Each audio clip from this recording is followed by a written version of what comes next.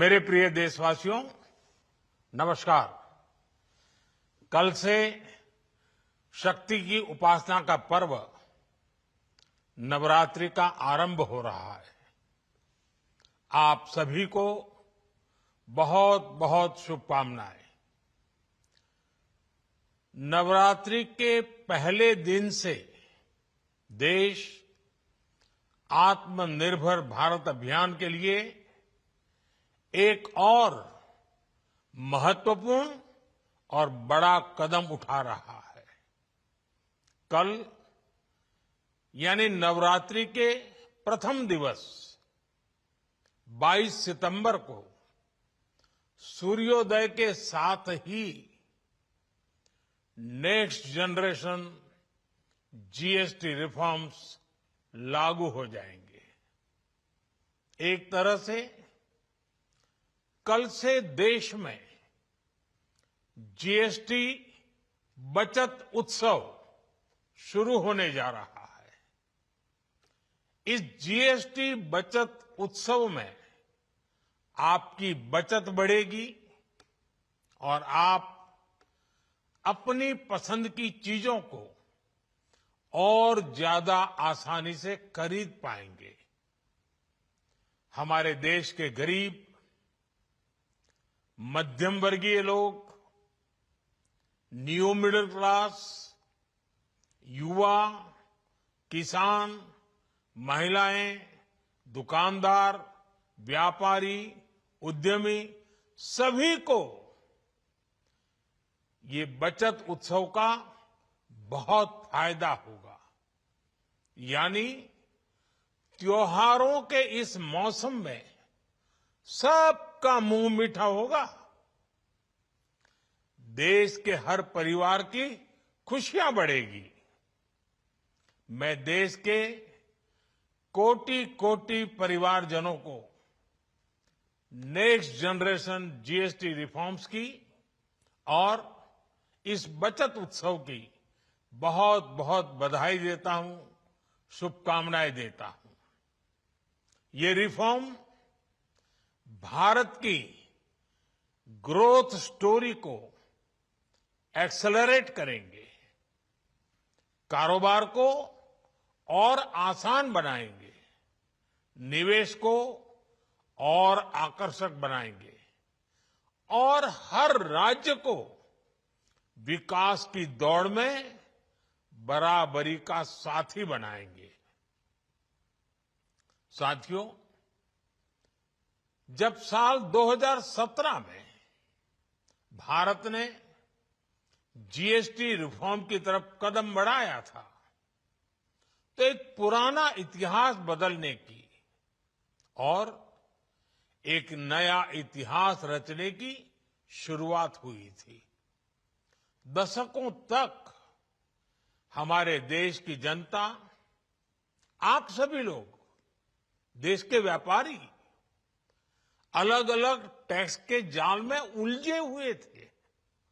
Octroi, entry tax, sale tax, excise, VAT, service tax, न जाने भांति भांति के दर्जनों टैक्स हमारे देश में थे।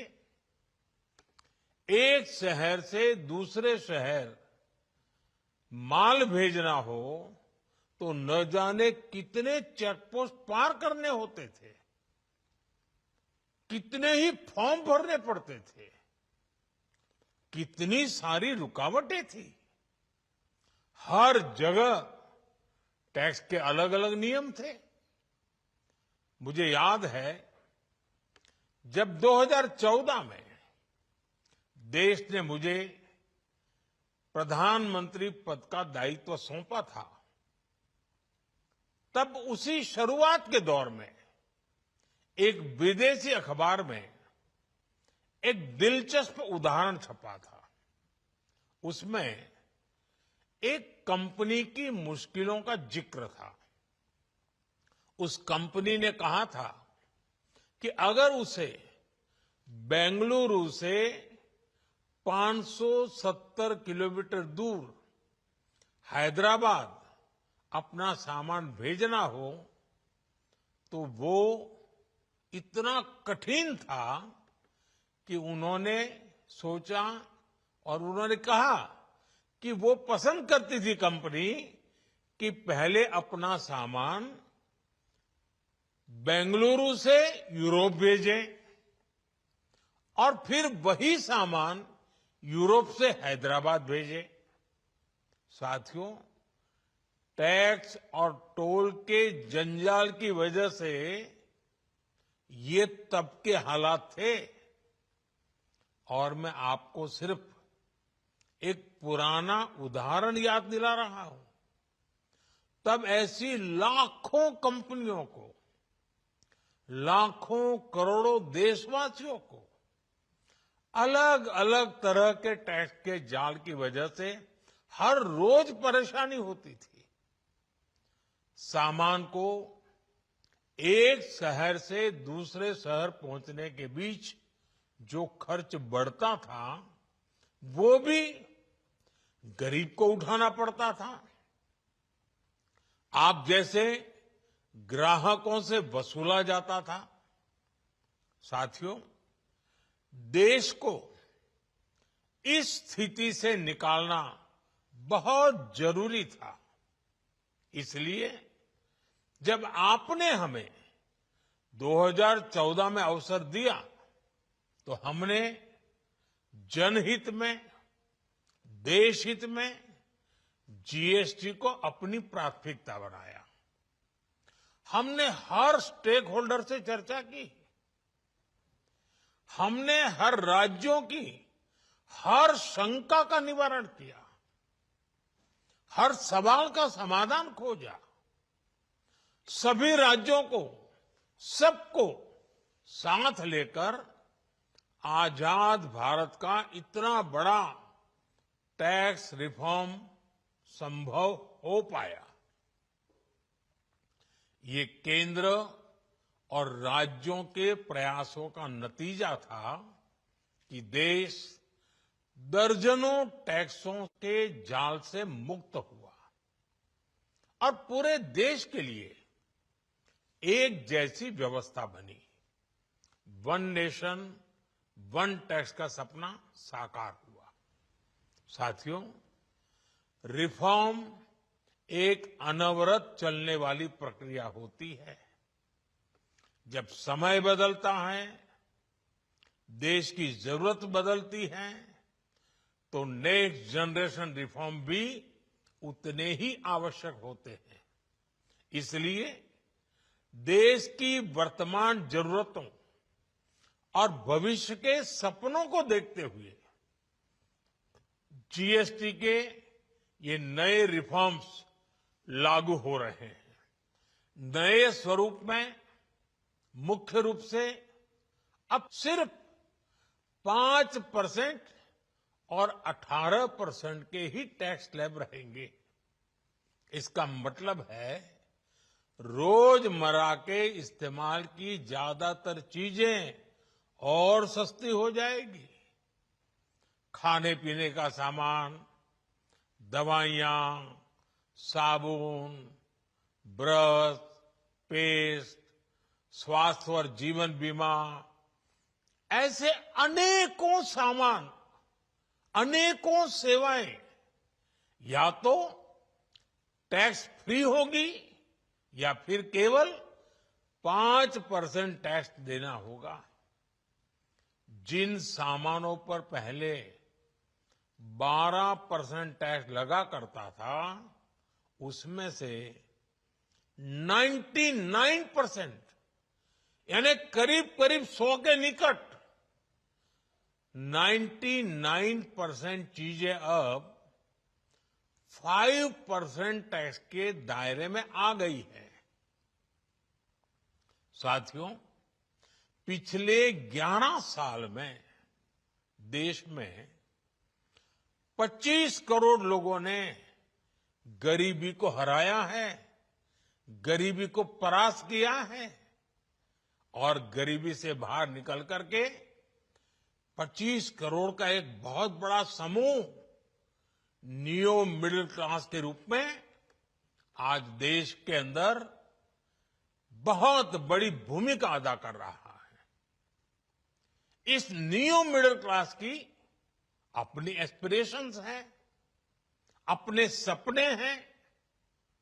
इस साल सरकार ने 12 लाख रुपए तक की इनकम को टैक्स फ्री करके एक उपहार दिया और स्वाभाविक है जब 12 लाख रुपयों का इनकम टैक्स में राहत हो जाए तो मध्यम वर्ग के जीवन में तो कितना बड़ा बदलाव आता है, कितनी सरलता सुविधा हो जाती है। और अब गरीबों की भी बारी है, न्यू मिडिल क्लास की बारी है। अब गरीब को, न्यू मिडिल क्लास को एक तरह से डबल बोनांजा मिल रहा है।